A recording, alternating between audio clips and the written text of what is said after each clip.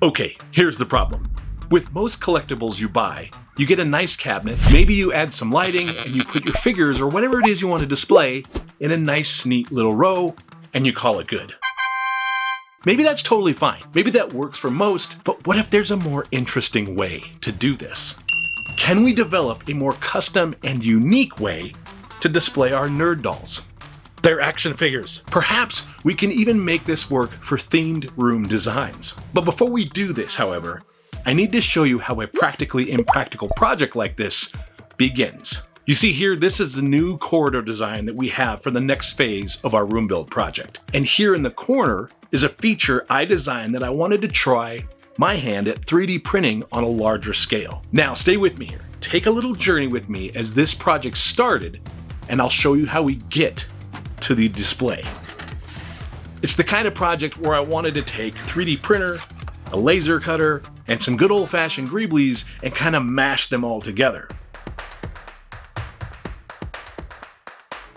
And as we've already shown you in the 3D model, these are some of the bigger pieces that we printed on the FDM printer, the GTech Plus 4. I have updated and adjusted the files so that there's some interlocking components to this.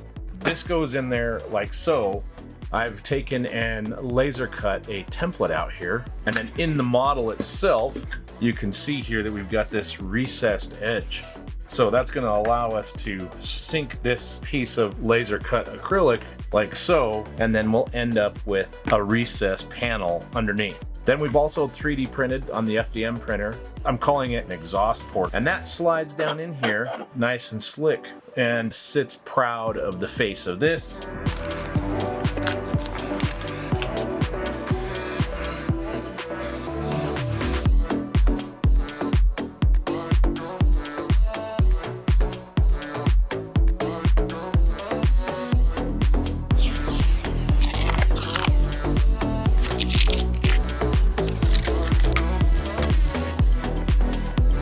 Then we're going to have an individual small panel that we've cut the top area here so it can fit us a nice hard drive motor.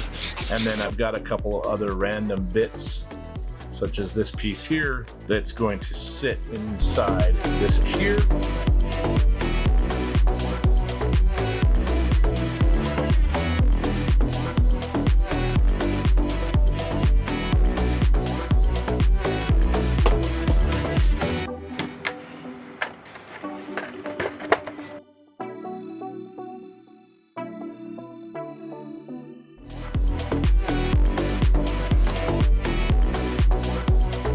Now here you go. This is a respectable feature for the room build. The size, the overall shape, and the details are exactly what I was going for. But how does this help us solve our collectible display project? This is where my brain says, it's a cool project, but it doesn't do anything. I like over-the-top projects that actually serve a function. So I said to myself, what if this could be used to display this?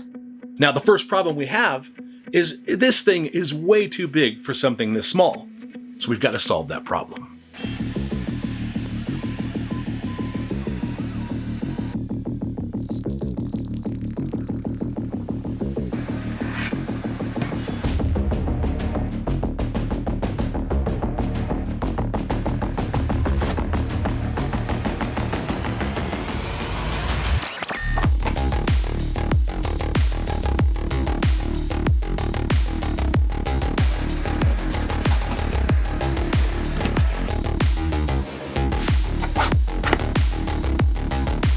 Cool as this is, it's pretty dark inside here. So we've also designed a little recess here. That recess is for some rechargeable lights. They come with a remote, and they also come with magnetic bases for the back end of it. Once we install the magnet inside, you can plug it in right here, and now it's inside there. And then there's a little access port here in the back. You can simply pop it out to recharge its battery, put it back in. The setting has a 30, 50, and 100%, so you can adjust the brightness. There's all the different colors that you could possibly want. We've got a little recess cubby here and a little recess cubby here. We designed a variety of different little greebly details that we can put inside here, adding a little bit of detail in the side. And we've got 3 additional greebly details, and those would get laid in here. We designed a bit of a detail that would slide into the cove.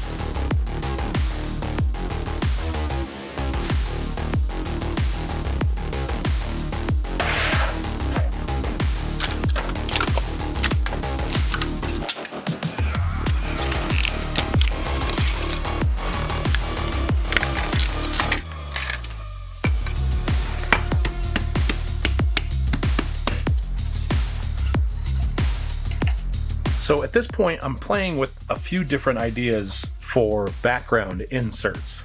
And I also want to play with some new acrylic that's this gray. So I did a scoring on this one, and it's fine, but it's so subtle and the light has to hit it just right before you see it. So what I decided to do instead was cut out all the individual pieces. Now, this creates kind of a nightmare, as you can see, because now I've got a very strange jigsaw puzzle here. So the first thing I need to do is I need to get this frame glued in place, and then I can decide which of these puzzle pieces I want to put in, what I want to leave out, and we'll go from there.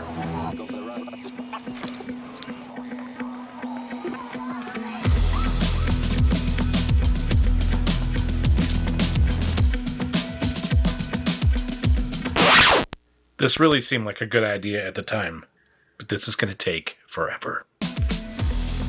All right, well, it's questionable whether all that was worth it, but I do like the way I can see all the lines. Now we need to take it just a step further and add a few more bits of detail. Okay, here's all the little details. And now let's put this into the base unit.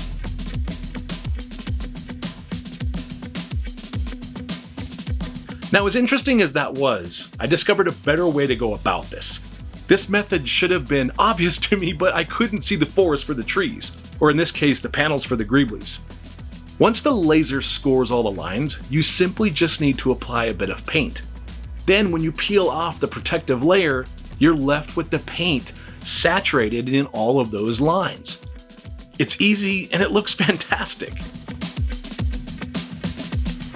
We were fortunate enough to have a sponsor for this week's video, GAAHLERI, and they sent us a wonderful airbrush to try out on this project. When we take sponsors here in the Smugglers room, we always try to make sure that the product would be valuable to you, the faithful viewers. Airbrushing is something we use in so many projects, so when GAAHLERI reached out about this, we felt it was a perfect fit. They were also kind enough to provide one of their fantastic air compressor units as well. The big change for me with this airbrush is learning the feel for it, since the trigger effect is completely opposite of what I've used before. But that's not a negative, it's just different. So I'm getting ready to test out this new airbrush, and I wanted to point out that it's going to be a little bit of a change. My current airbrush, as most of you know, press down, you get the airflow, you pull back, and that determines the amount of paint. With this new airbrush, it has a really awesome feel to the trigger. So as I pull from about here to here, I get airflow. Anything past that, and I start to get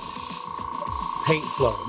That is a very smooth action on this trigger, and even though it's going to take me a little while to get used to, it's a nice feature. Also, the knob on the back of this is helping me control the flow of paint.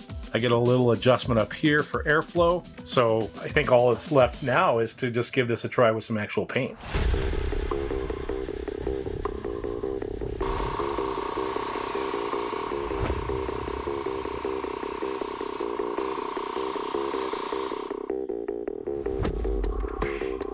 Okay, that was an absolute pleasure to paint with. It's very smooth, very easy to use, but now comes the part that I always dread with an airbrush, and that's cleaning it. Now the fact that this comes off so easily allows you to clean really simply, and they give great instructions on taking everything apart and the order of operations in which you should do it so that you can clean it appropriately.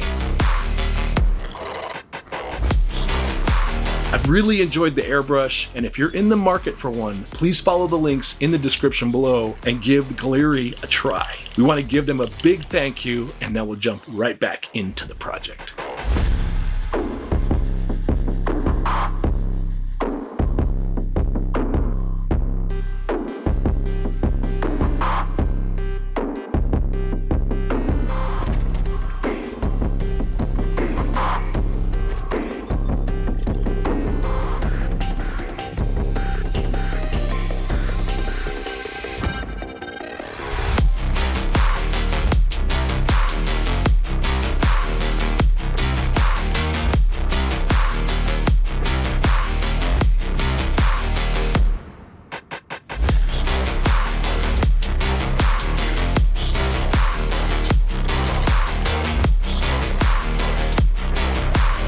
Okay, so did we fully revolutionize the collectible display industry? Probably not. But I do think this is a uniquely interesting way to display them.